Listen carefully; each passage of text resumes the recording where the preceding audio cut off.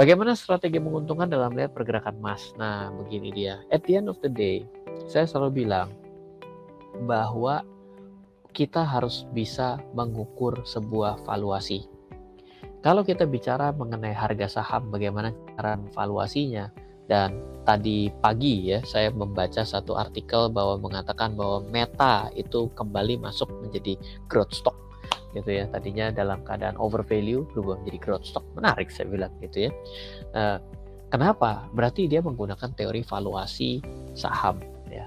Teori valuasi saham itu adalah berdasarkan pendapatan dan laba, biasanya EPS growth ya, earning per share growth gitu. Sedangkan sekarang kalau bagaimana kita mengukur valuasi harga emas? Valuasi harga emas ada banyak cara. Kita bisa menggunakan metode dinar dirham.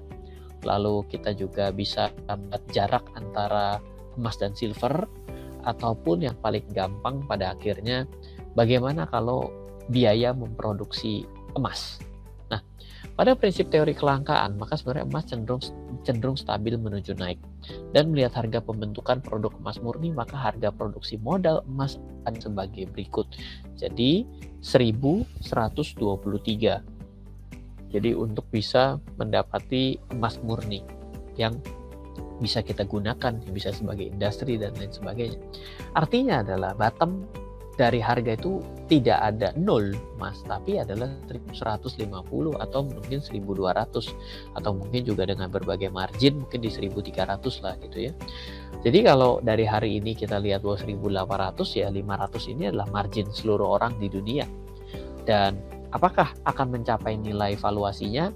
Bisa juga dalam keadaan yang sangat chaos gitu, tapi tetap saja waktu pergerakan harga industri emas di 2015-2016 itu adalah 800 pun pada saat itu. Ternyata harga emas turun tidak sampai dengan sebegitunya tuh, ya kan? Udah kita tungguin gitu, tapi nggak kena juga tuh, malah spread kalau nggak salah serendah 1080 kalau nggak salah.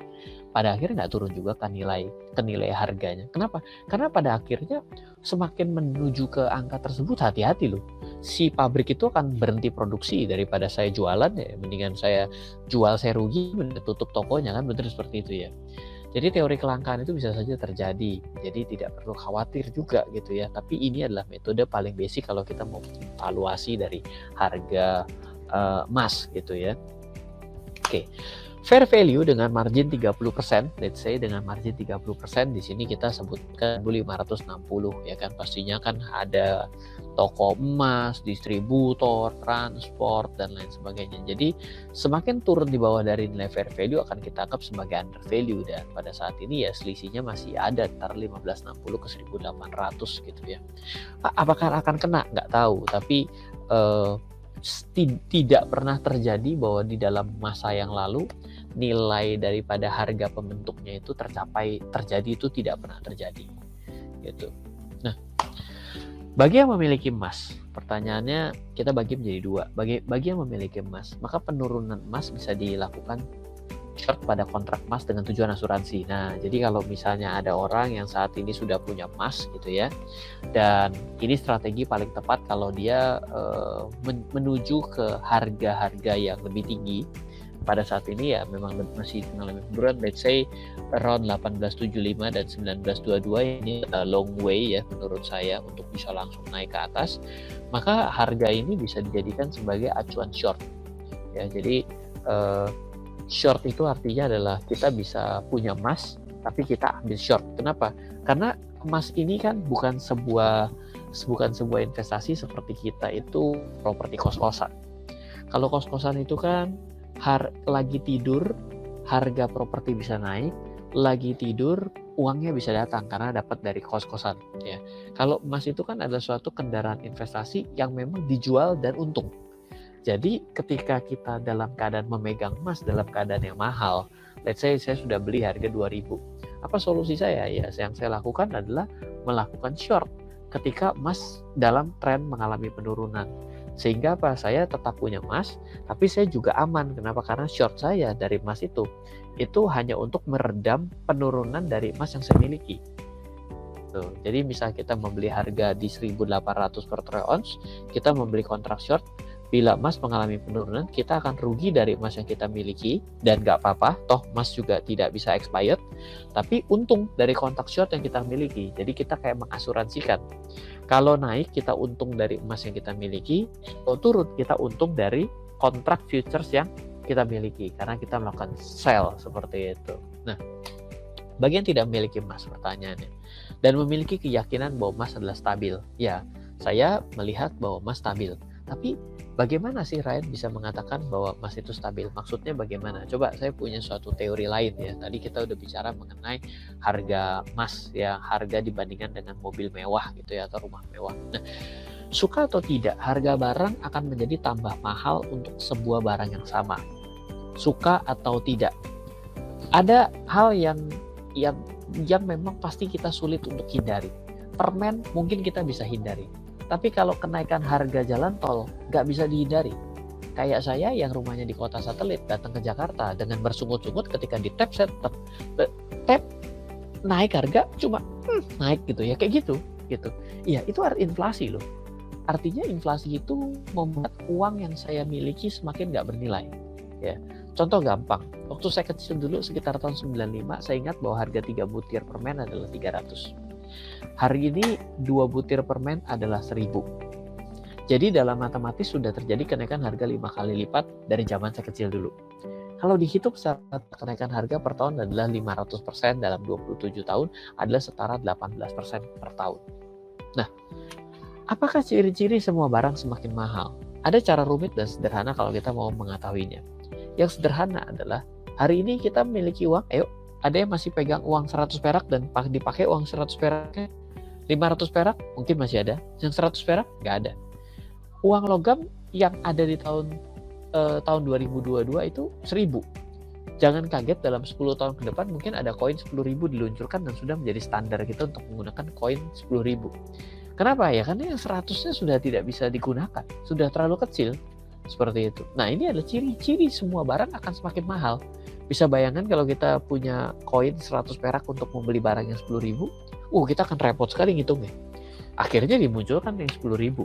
Nah, seperti itu ya. Jadi ya, dengan hari ini koin yang paling umum dan gampang cari adalah yang 1.000, itu udah ciri-ciri sebenarnya bahwa semua barang sebenarnya semakin mahal, seperti itu. Baru permen. Gimana dengan kebutuhan primer? Kita tidak setiap hari makan permen. Kita pasti akan berhubungan dengan sandang, pangan, dan papan. Biaya sekolah, biaya menikah, biaya pensiun. Gak makan permen, gak masalah. Tapi apa kabar kalau kita saat ini punya 100, tidak memiliki 1.000? Permennya gak kebeli loh. At the end of the day ya akan begitu jawabannya.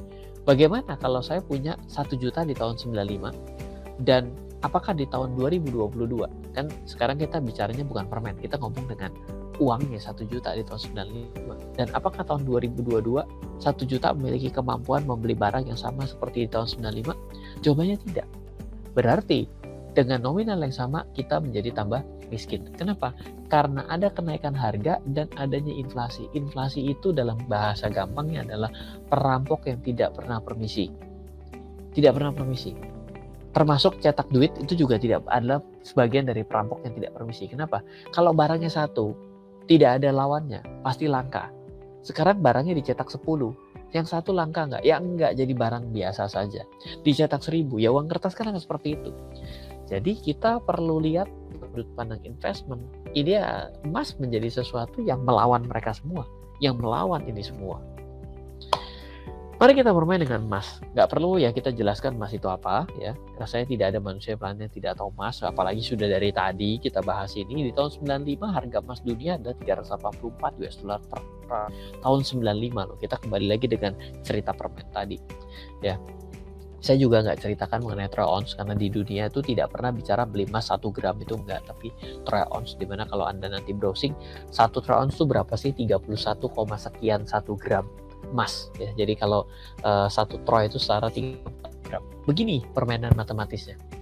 Kalau ada 100 perak permen 3 buah itu kan per 100 per 1 buah kita convert perbandingan dengan 384 US dollar adalah setara 0,2 troy ounce emas. Kita konversikan si permen itu dengan harga troy ounce emas pada waktu itu, mari kita konsen ya 0,2 atau 0,26 lah ya. Nah di tahun 2002 harga satu permen kan 500, maka kita ambil harga rata-rata di tahun 2022 adalah 1893 misalnya per troy ounce. Kita bandingkan antara 1000 perak dengan 1893, kan tadi katanya membeli dengan 1000, hasilnya kurang lebih sekitar 0,2 juga. Artinya apa? Artinya cukup stabil seperti itu. Nah, ada angka yang mirip. Jadi ketika kita bayar dengan 95 0,2 untuk satu butir, meskipun harga 300 dapat 3 berubah menjadi 1000 dapat 2, maka kita konversikan bukan menukar barang dengan uang, melainkan menukar emas dengan barang. Jadi stabil itu kelihatan nih Mas. Jadi kalau Anda yang belum punya melakukan trading pada emas, itu dalam satuan waktu tertentu itu sebenarnya emas itu jadi cenderung naik. Loh Pak, tapi kalau saya sudah punya bagaimana? Ya gampang saja, dengan cara mengasuransikan seperti tadi. Nah, maka setiap penurunan bisa dijadikan strategi mengakumulasi emas. Kan tadi pertanyaan di awal adalah bagaimana caranya kita bisa untung. Saya terbiasa mengakumulasi kontrak emas. Kenapa? Karena saya tidak mau repot untuk simpan ya. Kalau simpan zaman sekarang udah nggak musim bos gitu ya. Kita lebih suka untuk hubungan care dengan harganya. Dan spreadnya lebih bersaing ya. Coba nanti kita lihat harga emas sekarang berapa, kita coba lihat spreadnya gitu ya. Maka strateginya adalah pada era kritis kita bisa beli untuk memperbesar jumlah kepemilikan, bisa dengan melihat technical rebound emas ya, teknikal pada kenaikan rebound emas ya untuk kembali. Nah, saya akan tar buat Anda, saya ambil dari 2016 suatu nilai terendah buat yang short term, mid term kan tadi angkanya sudah muncul gitu ya. Tapi kalau bagaimana kalau yang agak panjang, maka kita melihat sebenarnya harga emas pada saat ini pada 1832 sudah mulai ditinggalkan, maka support yang kuat adalah 1681 gitu ya. Jadi 1681 ini adalah harga-harga yang tadi itu ya kita sudah bicarakan seperti itu. Jadi ini adalah area-area kritis gitu. Tapi kalau Anda lihat sejauh ini, maka Anda harus cenderung terus memperpanjang kontrak emas yang Anda miliki. Misalnya Anda beli kontrak emas ya kan yang ada jatuh tempo, maka bila belum saatnya Anda untuk mengeksekusi, beranggapan bahwa ini masih bisa panjang, ya sudah berarti Anda akan perpanjang kontrak, quote unquote Anda jual kontraknya dan Anda beli lagi seperti itu.